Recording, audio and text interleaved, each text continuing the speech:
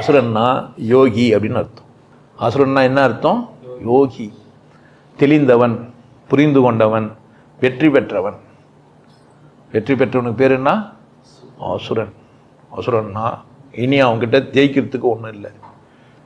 யாயாதி ராஜனுக்கு பேர் அசுரன். யாயாதி ராஜனுக்கு பேர் என்ன?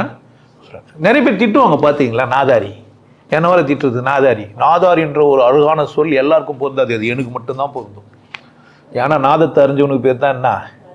நாதாரி. உனக்கு என்ன தெரியும் நாதாரி? நான் தான் யாரு?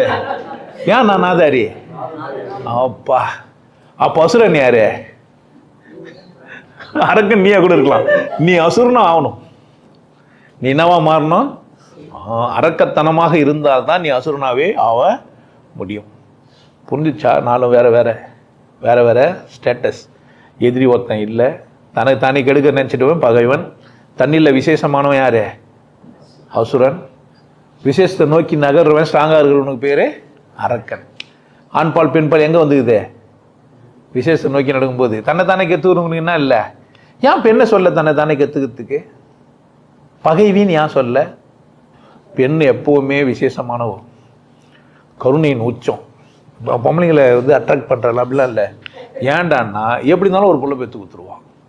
சும்மா போகிற தூய்மையை திரண்டுனா வாக்கி வச்சுக்கிறா, என்ன பிள்ளைய வச்சுக்கிறா. அவள் தனியாக இன்னும் பண்ண வேண்டியதில்லை. அவளால் பகைமை பாராட்டவே முடியாது. அவளால் என்ன பண்ண முடியாது? பகைமை பாராட்டு. எல்லாருக்கும் இறக்கப்படுவான். நான் அதெல்லாம் அனுபவிச்சுக்கிறேன்.